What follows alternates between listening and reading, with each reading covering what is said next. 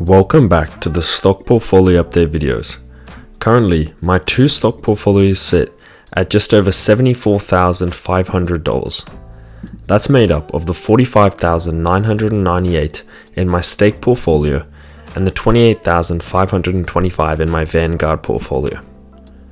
Today I'm going to be going through my journey of getting to these portfolio valuations as I narrow in at $75,000, which was my next goal on the road to $100,000. Currently, you would have seen the stock market has been going up again after a nice little bounce back after the pullback. If you have a look at the S&P in the last week alone, it's up 4%, but that doesn't stop the down 5% it is in the final month. Going through some of my holdings, my last video, which actually did really well and is my most viewed portfolio video, I spoke about my recent purchase into Amazon. Since purchasing it it has gone up around 4%, and in the last week it's up around 7%. So it's been a nice little bounce back for Amazon investors. Again, it's nice to be up 4%, but this is a position I'm more long-term on. So even though the short-term looks quite positive, I still want to see the long-term results of my investment in this stock. Going through my Vanguard portfolio as well, I recently added to my position in VGS, which is Vanguard's International Shares ETF. And this is a stock or an ETF that's returned 22% in the last year and has been quite good and also pays out a decent dividend, which my Vanguard portfolio is a bit more heavily weighted to. What this holds is kind of the big companies across the world. It holds, I believe, around 1,500 stocks, and many of them are similar to what's in VOO. I believe 80% of the weighting is actually in American stocks, and then the rest is from all around the world. And it holds a lot of the major players that I hold in my portfolio, like Microsoft, Apple, Amazon, and such. And here, you can see 23 different countries and over 1,500 companies. The reason why I decided to pretty much just increase my position in VGS is because I believe it had a bit of a market downturn with everything pulling back. It does have some exposure to Japan, and everyone would have seen what happened in the markets there. And I thought it was just another good time to buy into a broad market tracking ETF that I believe in long term. This had been trading as high as 124, I believe maybe even 125, and it pulled back to even sub 120. And I figured investing, I believe it was around 1,500 or so, don't quote me on it, into it takes my total position to 126 shares and around 15,298 in total equity. I haven't changed anything in my VLC position, which is my Vanguard Large Companies ETF, which is sitting around $80, and I have 164 shares in. It's a bit smaller at 13,185, but like my other position, I plan to keep this close to around 50% of the portfolio weight. It's had a good year, up 17%, and it invests in the 20 largest companies here in Australia, which is around 70% of the market. Prior to, if anyone had seen any of my really older videos, I had invested in VAS, I believe it's called, and that tracks the equivalent of our S&P 500 here, which is the top 200 stocks. And I decided to sell out of that and just put more money into this ETF, which again is heavily focused on the top 20 companies, which is a lot of the banks and the mining giants. So I am a little bit questioning what I am going to do with this. It does pay a very strong dividend, which is nice to get it each quarter. But having a look at the last 5 years returns, you can see it's been all right. Not quite as strong as what you see in America. The last year, though, has been very good. But again, I've said a few times on here that with my Vanguard portfolio, if I do need to sell out of positions, whether that's for me going for a house in the future or for any big changes in my life, I will more than likely sell out of here and potentially out of VLC. Just because out of all my positions, whilst I do like the exposure into a different market, I still get that in terms of my super and retirement funds, and it's probably where I have the least conviction in terms of the future of the mining giants and the big four banks. going back to my stake portfolio, I did want to speak about the recent market bounce back and a little bit of a story as well. So if anyone had been or seen any of my old videos, there were times when I was down around 10 to 20% in the negative on my portfolio. This was back a while ago now. It probably would have been like 2021. I can go check, but you can see there were even periods around here, 2022, where there was a real market downturn. And I'd invested in a lot of companies I didn't really have much belief in.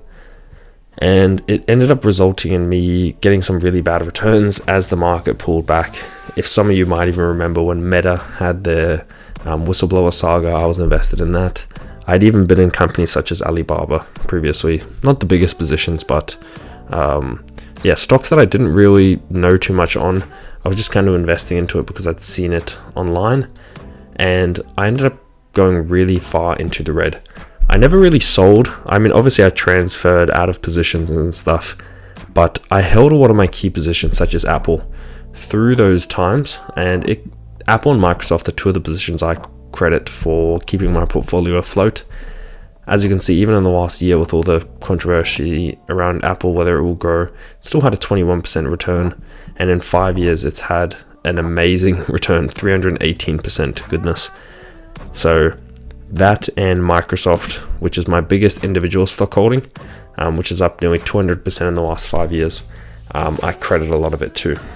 I was buying into companies after I sold out of those, into companies I really believed in, but it also taught me a lesson of not getting so worried in the short term and kind of having a bit more of a long-term approach. And I know you hear that a lot, but this is the first time I'd personally really experienced it, a real market downturn after my first pretty much while in investing. Everything was just green, kind of how things have been recently as well. So this last market pullback kind of served as a reality check for me, just to kind of remind myself that obviously everything doesn't go up forever, and this is times when I should be dollar cost averaging in terms of my investment strategy. You can do what you want. Again, do your own research. This isn't financial advice, but in terms of myself, my goal with my stock portfolio is just to buy into companies I believe in long term, such as Costco, for an example. Costco was a stock I purchased a long time ago, and now I'm up 70% in it, 72%. And I kick myself every single time because I didn't buy more, and it was sitting at below $500 a share, and I didn't want to buy in because I thought it was too expensive. Now it's all the way up at $850. But at the same time, if the stock had turned down, then I would have been saying, why did I buy in at those inflated prices? But it is a company I believe in, and it's the reason why I still hold it, and I haven't taken my gains in it yet. All these stocks that I hold, I have some justification for being invested into them. Even smaller positions like McDonald's. This is a stock I've mentioned so many times I'm going to potentially sell out of, rotate this, do that. And I've still technically held it because I still believe it is a strong company long term. Again, I'm only up 4%, 4.6%, where I could have easily pivoted out of this, put it into one of the tech stocks, and probably got a similar return in such a short time.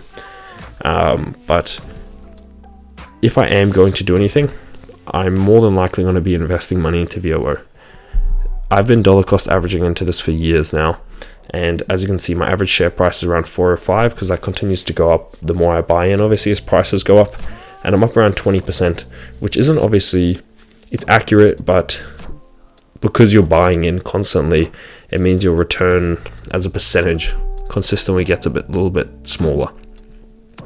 And I don't think I'm necessarily the best investor. I don't really do, I would say, enough market research. Obviously, I look into positions I like and I find interesting and that I've heard of, and I do a bit of my own research, as everyone should, and to decide whether I feel like it is a good decision for me to invest into it. I might look at ratings, things like that, financials if I really have time to sit down.